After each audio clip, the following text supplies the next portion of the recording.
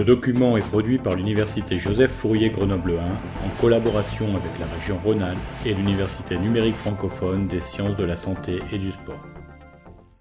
La prostate est une glande masculine placée sous la vessie, sur le trajet de l'urètre, c'est-à-dire du canal de vidange de la vessie. Dans cette glande, qui appartient aux voies spermatiques, on trouvera la fin des voies spermatiques, gauche et droite, qui convergeront pour s'ouvrir dans l'urètre. La prostate est une glande masculine, impaire, médiane, qui est sur le trajet des voies spermatiques et à leur convergence. Elle est placée sous la vessie, autour de l'urètre, autour donc du conduit de drainage du réservoir vésical. Elle est responsable d'une sécrétion prostatique, qui est une sécrétion alcaline qui va venir s'ajouter au sperme. La prostate est palpable au toucher rectal et c'est par cet examen qu'on va pouvoir dépister le plus facilement les maladies de la prostate que sont les adénomes de la prostate, des tumeurs bénignes, des cancers de la prostate ou des infections de la prostate qu'on appelle les prostatites. La prostate a donc une position clé dans le pelvis puisqu'elle va, à chaque phénomène pathologique, avoir un retentissement sur les voies spermatiques et sur les voies urinaires. Lorsque la prostate est hypertrophiée, elle va donc pouvoir essentiellement diminuer le calibre de l'urètre et elle va entraîner des troubles que l'on résume sous le terme de prostatisme. Le prostatisme, c'est un ensemble de 3 signes cliniques. Tout d'abord, des brûlures lors des mictions fréquentes, c'est-à-dire une pollakiurie, et des mictions nocturnes. Chaque fois donc qu'il y aura une pathologie prostatique, on aura cet ensemble de 3 signes. Voici une coupe sagittale médiane qui passe par la base de la vessie, la face inférieure de la vessie, et la prostate. On retrouve l'épaisseur du muscle détrusor et d'une autre couleur, la différenciation de la musculeuse circulaire qui forme le sphincter lisse autour du col de la vessie et autour de l'origine de l'urètre. La prostate est donc représentée en dessous de ces structures vésicales. La prostate a une face ventrale qui est presque verticale et une face dorsale qui est oblique vers le bas et l'avant. La prostate ressemble à une petite châtaigne dont la partie large est collée à la vessie et la partie pointue est dirigée vers le bas. La partie la plus pointue, c'est le bec de la prostate. C'est une surface qui est un peu aiguë, qui est facile à palper lors du toucher rectal. La prostate mesure environ 3 cm de hauteur et 2,5 cm dans le sens antéro-postérieur. Elle pèse environ 20 grammes. C'est une notion importante à retenir car les pathologies tumorales de la prostate sont appréciées par leur poids. La prostate est donc traversée par l'urètre. L'urètre au sein de la prostate va changer de direction.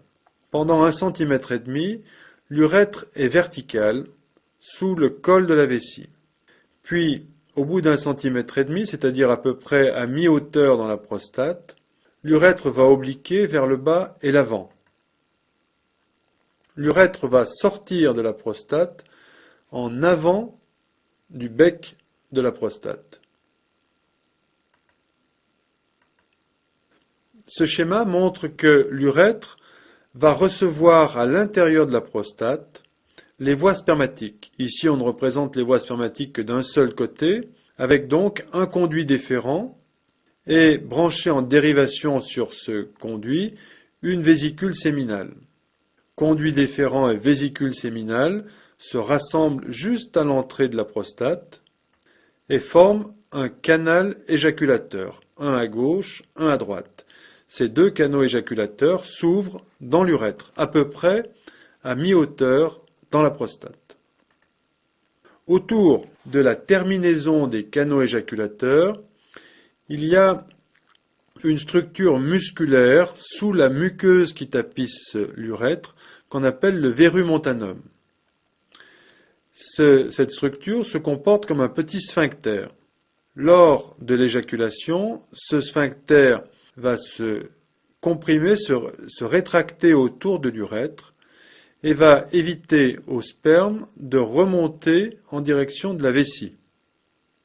Lorsque ce verumontanum ne fonctionne pas, ou lors des séquelles d'opération de la prostate, il peut y avoir un reflux de sperme dans la vessie, c'est ce qu'on appelle une éjaculation rétrograde. Voici une vue supérieure de la prostate, avec toujours donc cette forme de petite châtaigne. La face antérieure de la glande est vers le haut et la face postérieure vers le bas. On voit donc ici la face qui est plaquée contre la vessie. On retrouve au centre l'urètre et autour de lui un peu de sphincter lisse qui a été emporté avec la prostate, puis une zone plane qui est l'empreinte de la vessie sur la prostate.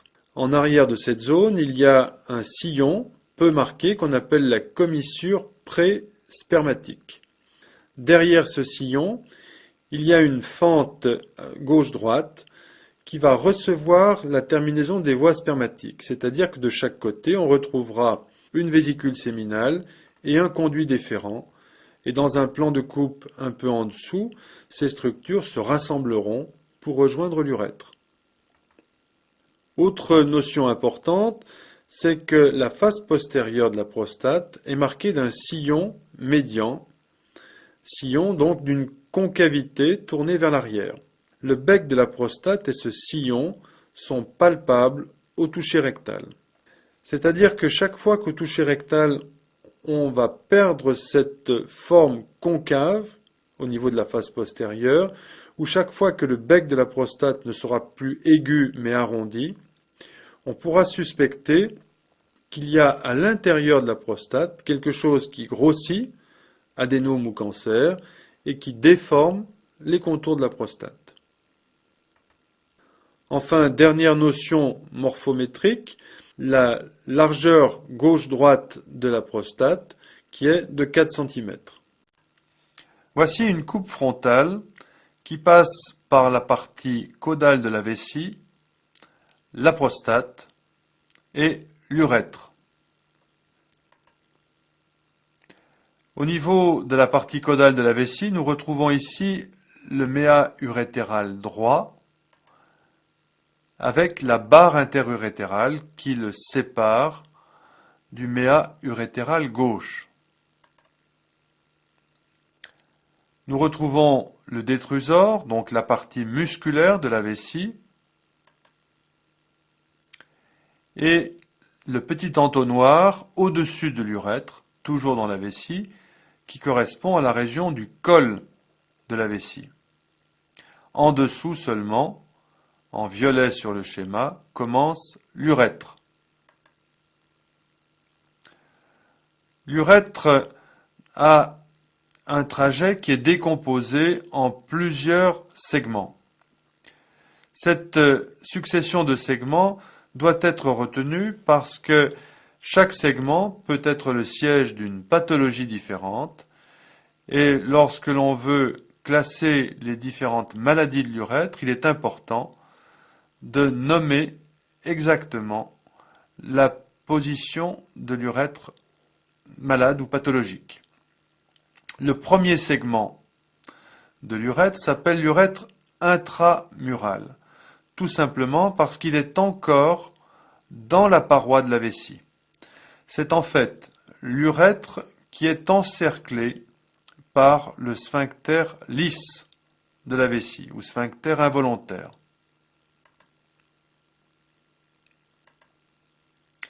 Puis vient l'urètre qui traverse la prostate. On l'appelle tout simplement l'urètre prostatique. Au niveau de ce tronçon de l'urètre, on retrouve à sa partie moyenne le petit orifice impair médian qui correspond à l'ouverture de l'utricule, le petit reliquat mullérien qui correspond à un petit utérus chez l'homme, donc un petit pertuis borgne de quelques millimètres de longueur. Au sommet de cette zone en forme de raquette que l'on appelle le verru montanum, et de part et d'autre, on voit les orifices des conduits éjaculateurs gauche et droit. Les conduits éjaculateurs sont formés de la convergence du conduit déférent et de la vésicule séminale de chaque côté. À la partie moyenne de l'urètre prostatique, on retrouve tout autour de la zone du verru montanum, mais également sur le verru montanum, une quarantaine d'orifices microscopiques qui correspondent aux orifices de drainage des glandes qui sont dans la prostate. En fait, la prostate se comporte comme un ensemble d'une quarantaine de sous-glandes et chacune de ces glandes a un canal personnel qui dirige les sécrétions directement dans l'urètre.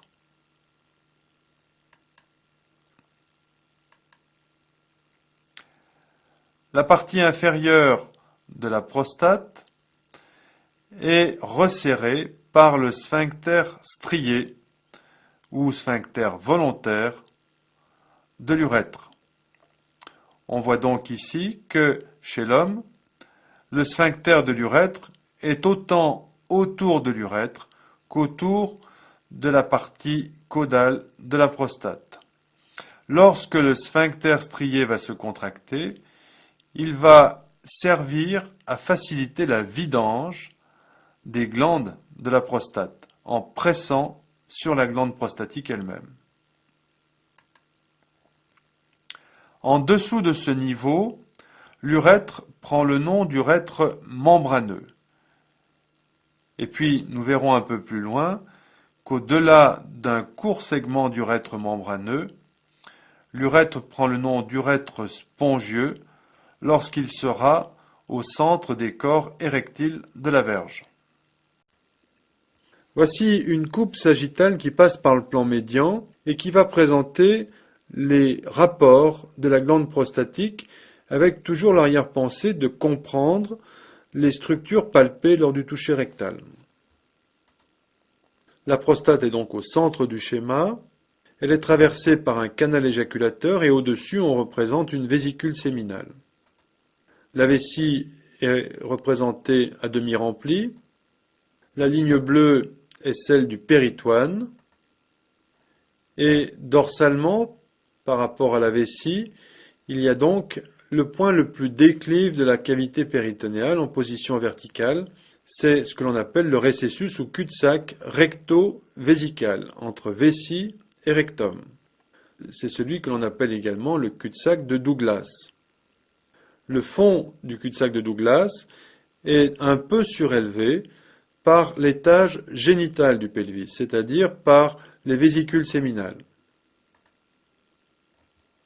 En avant, on retrouve l'ouraque et, dans le même plan que l'ouraque, le fascia ombilico-prévésical. Ce fascia ombilico-prévésical n'est pas simplement une cloison de la loge vésicale, c'est aussi la cloison ventrale de la loge prostatique. C'est-à-dire que ce fascia va descendre dans le pelvis, passer devant la vessie bien sûr, mais aussi devant la prostate, et ce fascia va descendre jusqu'au plancher du périnée. Contre la paroi abdominale antérieure, on retrouve le fascia transversalis qui lui aussi descend au point le plus bas du pelvis. Entre les deux, l'espace de Redius et ses plexus veineux de Santorini. L'espace de Redius est simplement traversé par les ligaments pubo-vésicaux qui fixent la partie basse de la vessie au pubis. Le plancher du périnée est un ensemble de ligaments et de muscles qui ferment le schéma en bas. Il y a tout d'abord le ligament transverse du périnée, puis ici en marron, le muscle transverse du périnée qui est exactement sous la prostate. Sous ce plancher périnéal, nous allons retrouver les constituants de la verge, ici le muscle ischio-caverneux, et dorsalement le muscle bulbo-spongieux. La verge est constituée de 3 corps érectiles, 2 corps caverneux, un gauche, un droit, et un corps spongieux. C'est la réunion de ces 3 structures qui forment la verge elle-même. Ces structures sont fixées sous la symphyse pubienne par le ligament suspenseur de la verge. La loge prostatique est donc maintenant fermée en avant par le fascia ombilico-prévésical, en bas par le plancher du périnée et en arrière par le fascia de Denonvilliers.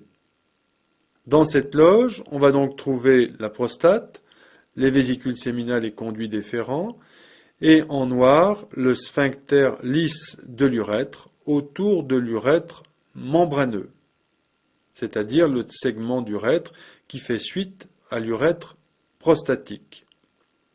Lors du toucher rectal, on va donc pouvoir palper toute la face postérieure de la prostate.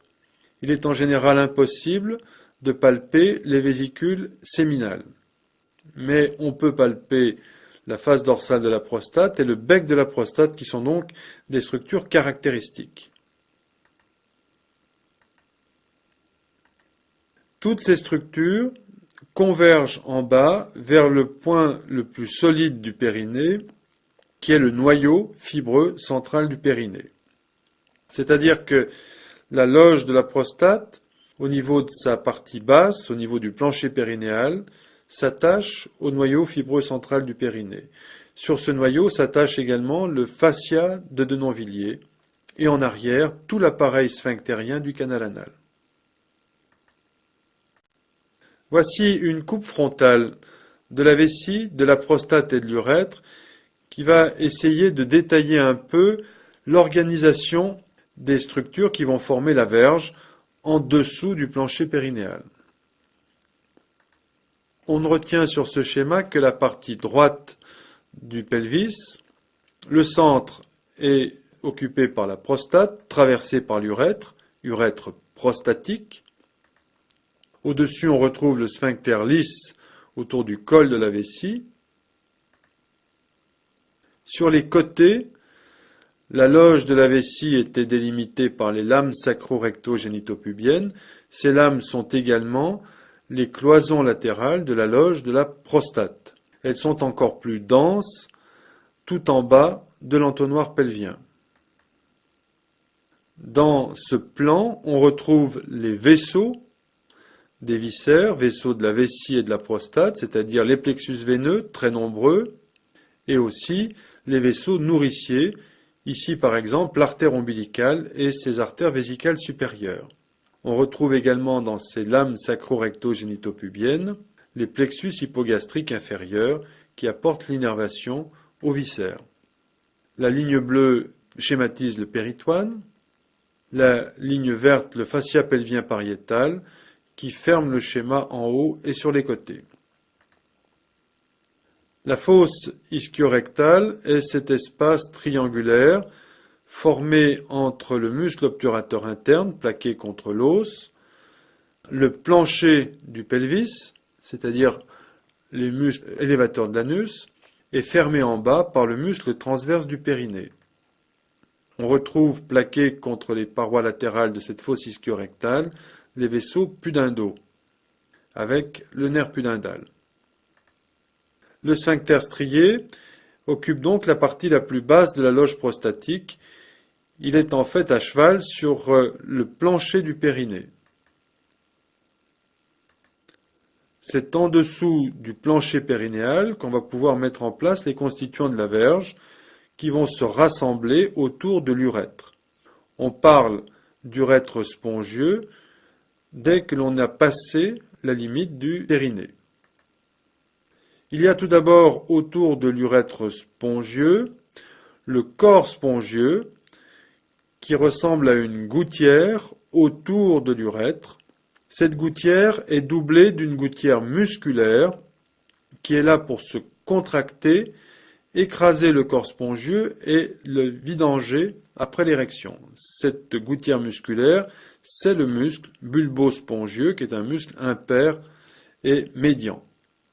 Au-dessus de cet axe viennent s'adjoindre les structures caverneuses. Un corps caverneux de chaque côté accompagné d'un muscle ischio-caverneux. Le corps caverneux est donc lui aussi entouré d'une gouttière musculaire qui est le muscle ischio-caverneux et qui permet la vidange du corps caverneux après l'érection. Les muscles ischio-caverneux sont fixés contre les tubérosités des ischions de chaque côté. Ces ensembles caverneux rejoignent donc la ligne médiane pour passer au-dessus de l'axe spongieux et les trois structures forment la verge.